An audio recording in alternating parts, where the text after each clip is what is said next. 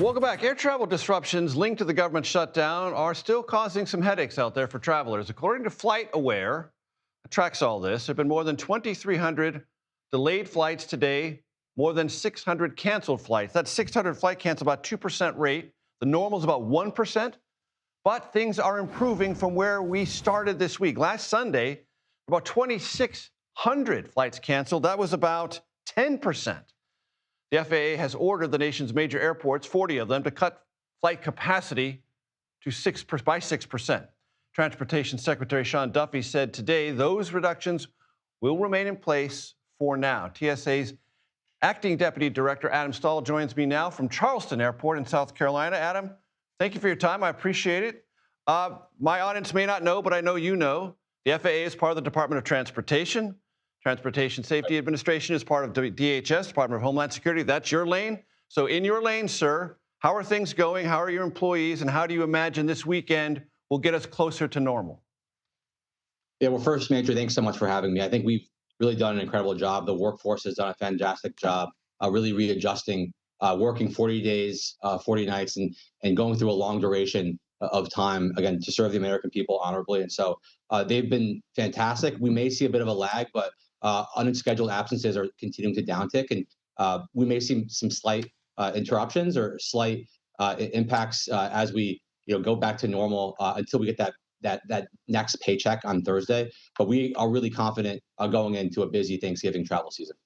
Right, we're ramping up. The flow really begins to increase about a week from now, and you think you'll be ready? Yeah, absolutely. Again, our folks have showcased incredible dedication, resilience, professionalism, and we are really laser focused on this busy travel season. We are ready. And the DHS Secretary Kristi Noem said earlier this week, bonuses of up to $10,000 might be directed at some TSA employees. Is that true? And how might that happen?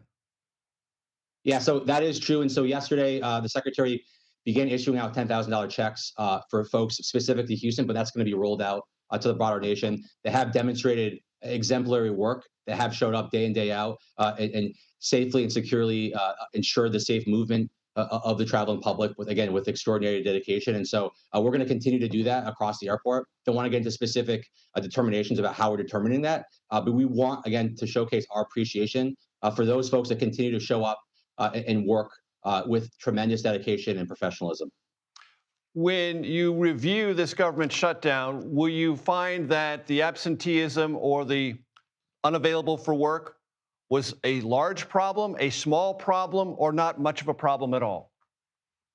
I think unscheduled absences are an issue, and we're continuing to address those proactively. I think the administration has been laser focused, again, on incentivizing folks to come back to work. And so that $10,000 paycheck is a great example of the administration's continuing commitment to those to come in and continue to showcase exemplary performance. And so, again, we're continuing to address that. But that's a continuous emphasis today, but also in the coming weeks and months as well.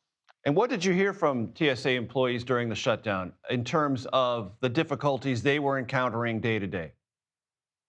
Yeah, so these are human beings like you and I, and they have families. They have wives, husbands, daughters, and a variety of these individuals. Again, are professional. They're dedicated. They're mission focused. But again, they felt the financial, operational, political impacts, and so it really, frankly, challenged them. But we again saw tremendous dedication and a lot of folks, frankly, coming out to support them, both airlines, airports, private sectors, individual travelers as well. And so we received a variety of support, a widespread show of support for our TSA officers, and we're incredibly grateful.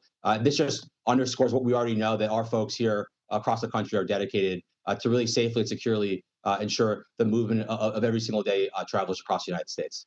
And Adam, this is not related to the shutdowns, but it's related to some decisions that have been made in this administration to maintain safety, but also increase speed through the TSA process. Walk me through what you have learned about those changes thus far.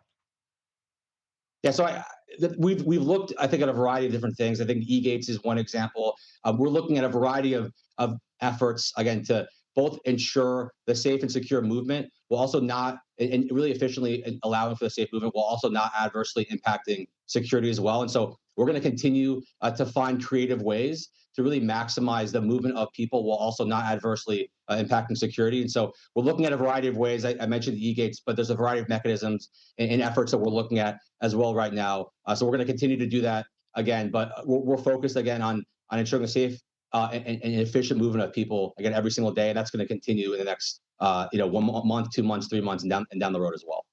I did not travel much during the shutdown, but when I did, I made sure to thank those with the TSA for being there without pay.